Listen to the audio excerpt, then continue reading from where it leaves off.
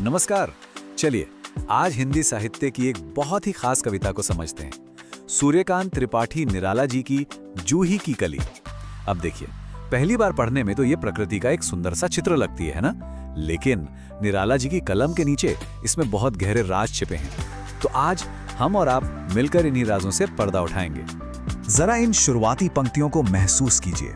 ये पंक्तियां हमें सीधे एक सुनसान शांत जंगल में ले जाती हैं, जहां एक बेल पर जूही की कली सो रही है। पर निराला जी ने इसे सिर्फ एक फूल की तरह नहीं देखा, उन्होंने उसे एक सुहाग भरी तरुणी बना दिया जो प्यार के मीठे सपनों में खोई हुई है। ये एक इमेज, एक बिंब तुरंत ही मासूमियत और शांति का एक पूरा माहौल बना देता है। तो इस कविता के परतों के खोलने के लिए हमारा सफर 5 पड़ावों से गुजरेगा। हम अपनी यात्रा सोई हुई कली से शुरू करेंगे, फिर देखेंगे उस बेचैन पवन का सफर जो दूर देश से आया है। फिर हम उनके मिलने की कोशिश और कली के जागने वाले उस पल को समझेंगे। और हाँ, सबसे आखिर में इसके सबसे गहरे मतलब, इसके सिंबॉलिज्म को पकड़ेंगे। तो चलिए पहला पड़ाव शुरू करते हैं, सोई हुई प्रेयसी यानी कि हमारी जूही की कली। भाई, पवन के आने से पहले उसकी हालत क्या थी? वो किस दुनिया में जी रही थी? यही तो निराला जी का जादू है। उन्होंने कली का मानवीकरण कर दिया, उसे एक इंसान बना दिया। वो बस एक फूल नहीं है, बल्कि एक नई नवेली दुल्हन है जो अपने प्यार के सपनों में इतनी डूबी है कि उसे बाहर की दुनिया का कोई होश ही नहीं। उसकी नींद बहुत गहरी है, शांत है और मासूमियत से भरी है। और यहीं इस कविता का पहला गहरा मतलब छिपा है। ये सोई हुई कली सिर्फ एक कैरेक्टर नहीं, बल्कि एक सिंबल है, एक प्रतीक। ये मासूमियत का प्रतीक है, उस शांत प्रकृति का प्रतीक है जिसे जागने के लिए, एक्टिव होने के लिए किसी बाहरी ताकत की, एक चेतना की जरूरत है। और अब कहानी में एंट्री होती है हमारे दूसरे कैरेक्टर की, हमारे नायक यानी मल्यानिल, या कहें कि पवन की। तो अगर कली निष्क्रिय है, पैसिव है, तो पवन कहानी का एक्टिव हिस्सा है। वो एक लंबी यात्रा करके अपनी प्रेमिका से मिलने आया है। लेकिन एक सवाल उठता है कि पवन को अचानक अपनी प्रेमिका की याद क्यों आई? आखिर ऐसी क्या बात थी जिसने उसे इतनी लंबी और मुश्किल यात्रा करने पर मजबूर कर दिया? कविता खुद ही इसका जवाब देती है। पवन को अपनी कांता, अपनी प्रेमिका की याद आती है, और उसे सिर्फ चेहरा याद नहीं आता, बल्कि बिछड़ने के बाद मिलने की वो मीठी मीठी बातें याद आती है, और अपनी प्रेमिका का वो कांपता हुआ सुंदर शरीर याद आता है।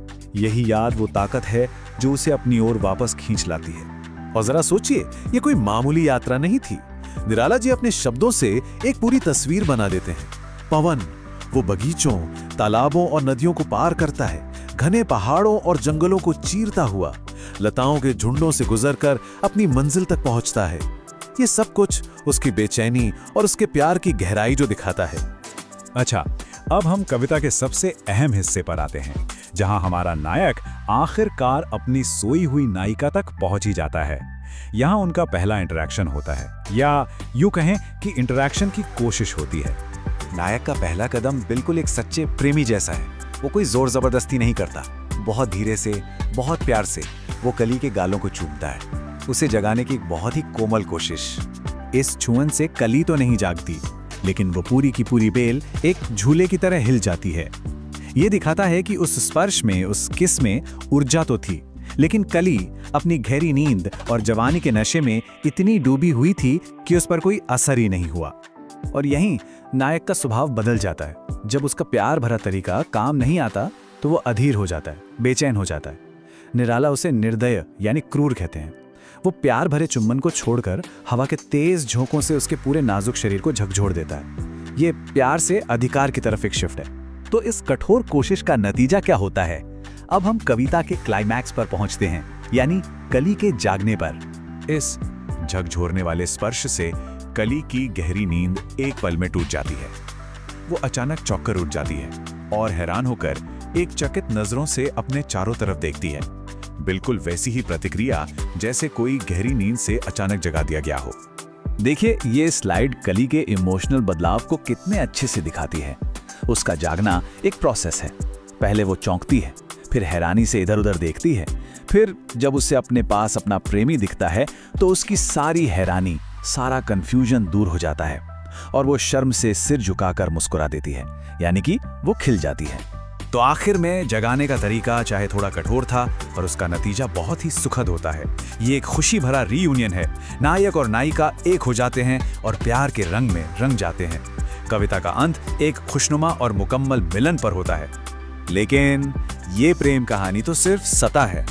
चलिए अब इस सतह के थोड़ा नीचे उतरते हैं और उस गहरे फिलॉसफिकल मतलब को समझते हैं जो इस कविता को एक मास्टरपीस बनाता है। ये स्लाइड एक तरह से पूरी कविता का सार है। जूही की कली सिर्फ एक फूल नहीं, वो प्रकृति है, नायिका है और जड़ता यानी इनर्शिया का प्रतीक है। और वहीं मलयानिल यानी पवन चेतना है, नायक है और गतिशीलता यानी डायनामिज्म का प्रतीक है। ये कविता इन दो ताकतों के मिलने की कहानी है। और ये क्या शानदार तरीके से दिखाता है कि निराला यहाँ सिर्फ एक लव स्टोरी नहीं सुना रहे हैं, वो ये दिखा रहे हैं कि कैसे चेतना यानी पवन जब जड़ प्रकृति यानी कली से टकराती है तो उसे जगाती है, उसे पूरा करती है। यह आत्मा और पदार्थ या कह लीजिए पुरुष और स्त्री के मिलन का एक बहुत ही गहरा रूपक है। तो मैं आपको इसी सवाल के साथ छोड़कर जा रहा हूँ, क्या जूही की कली सिर्फ प्रकृति की एक सुंदर कविता है या ये इंसानी रिश्तों, प्यार की उलझनों और चेतना और प्रकृति के बीच उस हमेशा से चले आ रहे डांस का एक गहरा प्रतीक है? इसका जवाब अब हर कोई अपने अपने तरीके से तलाश सकता है। सोचने के लिए धन्यवाद।